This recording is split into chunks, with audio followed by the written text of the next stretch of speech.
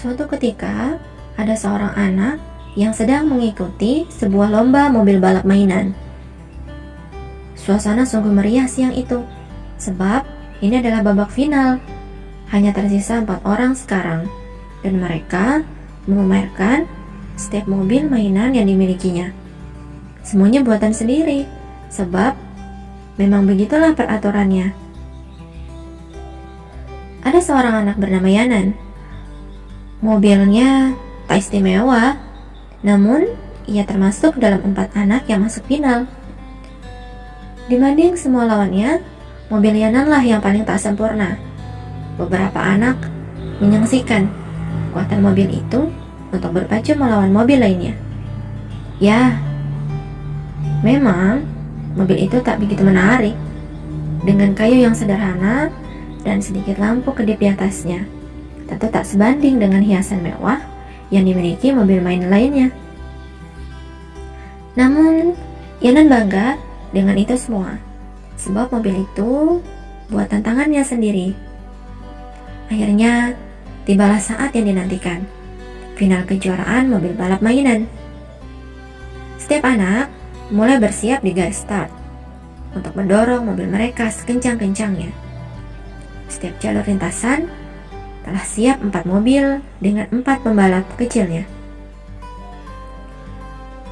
Lintasan itu berbentuk lingkaran dengan 4 jalur terpisah di antaranya. Namun, sesaat kemudian, Yanan meminta waktu sebentar sebelum lomba dimulai. Ia tampak berkomat-kamit seperti sedang berdoa. Matanya terpejam. Dengan tangan yang tertangkup, memanjatkan doa. Lalu semenit kemudian, ia berkata, "Ya, aku siap." Tanda dimulai.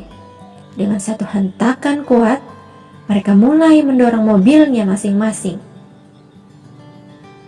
Semua mobil meluncur dengan cepat.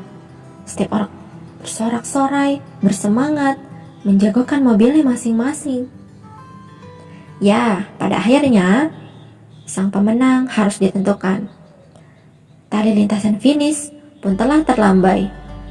Dan ternyata, Yananlah pemenangnya. Semua senang sekali. Begitu juga dengan Yanan. Ia berucap dan berkomat-kamit lagi dalam hati. Terima kasih. Saat pembagian piala tiba, Yanan maju ke depan dengan bangga. Sebelum piala itu diserahkan, ketua panitia bertanya, "Hei jagoan, kamu pasti tadi berdoa kepada Sang Pencipta kan, agar kamu menang?" Yanan terdiam. Bukan pak. Bukan itu yang aku panjatkan," kata Yanan. Ia lalu melanjutkan, "Sepertinya tak adil untuk meminta kepada Sang Pencipta untuk menolongku mengalahkan orang lain. Aku hanya bermohon supaya aku tak menangis jika aku kalah." Akhirnya, semua hadirin terdiam saat itu. Setelah beberapa saat, terdengarlah gemuruh tepuk tangan yang memenuhi seluruh ruangan. Nah, dari cerita ini, sepertinya Yanan tampak lebih punya kebijaksanaan dibanding kita semua, walaupun dia masih anak-anak dan masih seusia dengan teman-teman semua. Yanan tidaklah bermohon kepada Sang Pencipta untuk menang dalam setiap ujian. Yanan pun tak memohon untuk meluluskan dan mengatur setiap hasil yang ingin diraihnya. Anak itu juga tak meminta agar Sang Pencipta mengabulkan semua harapannya.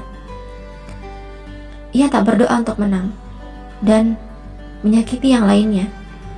Namun, dia bermohon agar diberikan kekuatan saat menghadapi semua itu.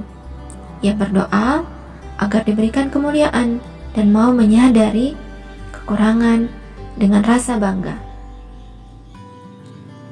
Mungkin kita telah memiliki banyak waktu dan kesempatan untuk berdoa dan selalu meminta agar mengabulkan setiap permohonan kita. terlalu sering juga kita meminta untuk menjadikan kita nomor satu, menjadikan kita yang terbaik, menjadikan kita pemenang dalam setiap ujian. Bahkan, sepertinya terlalu sering kita berdoa agar Sang Pencipta menghalau segala halangan dan cobaan yang ada di depan mata. Padahal, bukankah yang kita butuhkan adalah bimbingannya, tuntunan, dan panduannya? Kita sering terlalu merasa lemah untuk percaya bahwa kita ini kuat. Kita sering lupa dan kita sering merasa cengeng dalam kehidupan ini. Kita merasa sering tak mampu. Tak adakah semangat perjuangan yang mau kita lalui? Saya yakin Tuhan memberikan kita ujian yang berat bukan untuk membuat kita lemah dan mudah menyerah.